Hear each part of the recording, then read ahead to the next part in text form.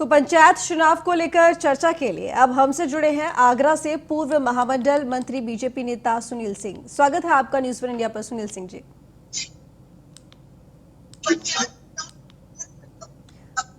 रितु जी। हाँ जी सुनील जी, स्वागत है आपका न्यूज़ वन इंडिया पर। हाँ धन्यवाद। ठीक है सुनील जी, क्योंकि पंचायत चुनाव नजदीक है, कभी भी तारीखों का ऐलान हो सकता है, तो क्या रणनीति है? देखिए, पंचायत चुनाव आरक्षण प्रक्रिया एक बार घोषित हो चुकी थी और कोर्ट के आदेश के अनुसार इसको अब दोबारा किया जा रहा है 2015 को आधार बना के। तो तैयारी जो भी हमारे कंटेस्टेंट हैं उनकी सबकी पूरी थी, लेकिन अब आरक्षण प्रक्रिया का इंतजार करते हुए थोड़ा सा विराम लगा है सबकी तैयारियों को। बिल्कुल, लेकिन जिस तरीके से ये कहा जा रहा है कि मार्च के अंत तक तारीखों का ऐलान हो जाएगा, प्रेस कॉन्फ्रेंस हो जाएगी, तो उसके हिसाब से कहीं ना कहीं तो ये है कि जल्दी ही जो चुनाव की तारीखें हैं वो सामने आ सकती है। लेकिन सबसे बड़ी बात, क्योंकि इस बार जो चुनाव हो रहा है वो बहुत ही ज़्यादा कॉम्पिटिटिव लग रहा है, क्योंकि ना सिर्फ उत्तर प्रदेश में जो स्थानीय पार्टियां हैं वही इसमें हिस्सा ले रही हैं, बल्कि जो अन्य राज्यों की पार्टियां हैं, चाहे वो शिवसेना की बात की जाए या आम आदमी पार्टी की बात की जाए, वो भी इस बार उत्तर प्रदेश में हिस्सा ले रही हैं। कितना आप अपने लिए चुनौतीपूर्ण मानते हैं? बीजेपी के लिए कितना चुनौतीपूर्ण होगा ये चुनाव? देखिए, पिछले काफी समय से जब से केंद्र में भाजपा की सरकार आई है और फिर उसके बाद राज्य में योगी जी के नेतृत्व में भाजपा की सरकार आई है, तो भाजपा ने लगातार विकास किया है। खासकर उत्तर प्रदेश में विकास इस लेवल पे हुआ है कि कोई भी विपक्षी पार्टी सामने अभी है नहीं। पूरी तरह से भाजपा में है उत्तर प्रदेश। योगी जी की नीतियों से, योजनाओं से पूरी तरह से सहमत है जनता, और उसका असर इस पंचायत चुनाव में देखने को मिलेगा। बिल्कुल ठीक कहा आपने, लेकिन जाहिर सी बात है कि अब बीजेपी अपने विकास कार्यों को लेकर जनता के बीच में जाना चाहेगी और जाएगी भी। 4 साल भी पूरे हो चुके हैं और अब 4 साल को लेकर भी जनता के बीच में बीजेपी जा रही है कि आखिर क्या क्या काम किया। लेकिन आपको नहीं लगता जिस तरीके से किसान आंदोलन चल रहा है, इसको लेकर लगातार महापंचायतों का दौर जारी है, तो कहीं ना कहीं इसकी नाराजगी भी बीजेपी के सामने आ सकती है? देखिए, किसान आंदोलन जो हुआ है उसमें आप देखें गंभीरता से, तो किसान नदारद थे उस आंदोलन से।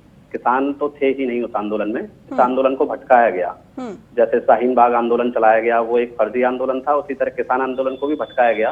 किसान हमेशा से बीजेपी के समर्थक थे और जो किसान बिल आया है वो बीजेपी ने किसानों के फायदे के लिए ही लाया गया है। तो इसमें किसानों का विरोध मतलब ही नहीं है और किसान इससे पूरी तरह सहमत है, क्योंकि मैं क्षेत्र में ही रहता हूँ, ग्रामीण परिवेश से जुड़ा हुआ हूँ मैं, तो लगातार किसानों के बीच रहता हूँ। किसी भी तरह की कोई भी असहमति नहीं है किसानों के बीच इस बिल को लेकर के। लेकिन देखिए, आपने जिस तरीके से कहा कि किसान उसमें नहीं है, लेकिन कहीं ना कहीं किसान नेता तो हैं और उनका भी वर्चस्व है, लोगों के बीच में उनका असर पड़ रहा है। भले ही आपकी बात हो कि बरगलाया जा रहा है, लेकिन लोग उस महापंचायत में जुड़ रहे हैं।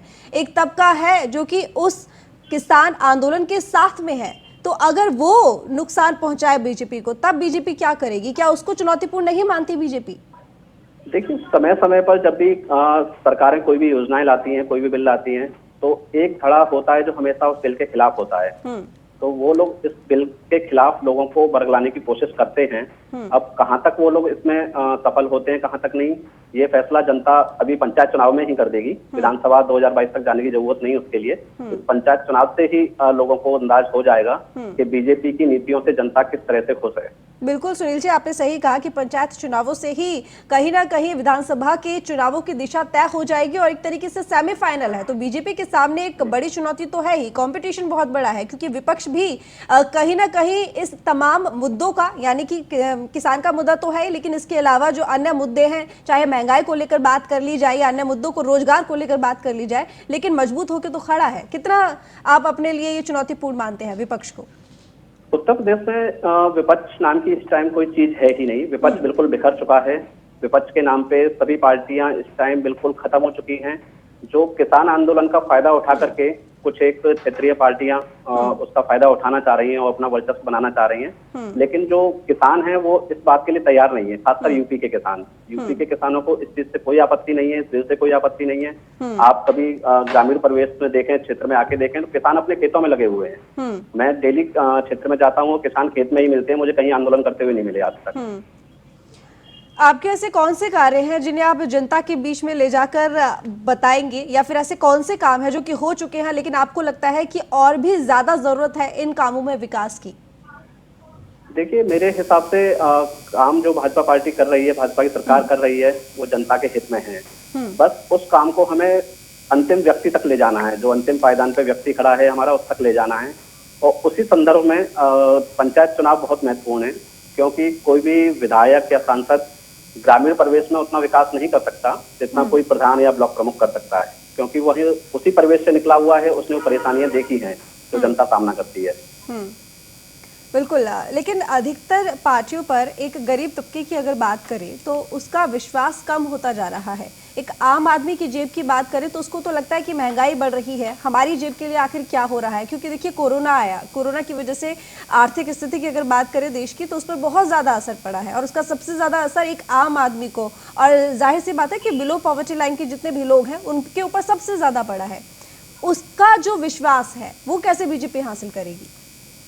कोरोना देखिए एक वैश्विक बीमारी थी, पूरे विश्व में फैली थी, सभी बड़े से बड़े विकसित और विकासशील देश इससे प्रभावित रहे।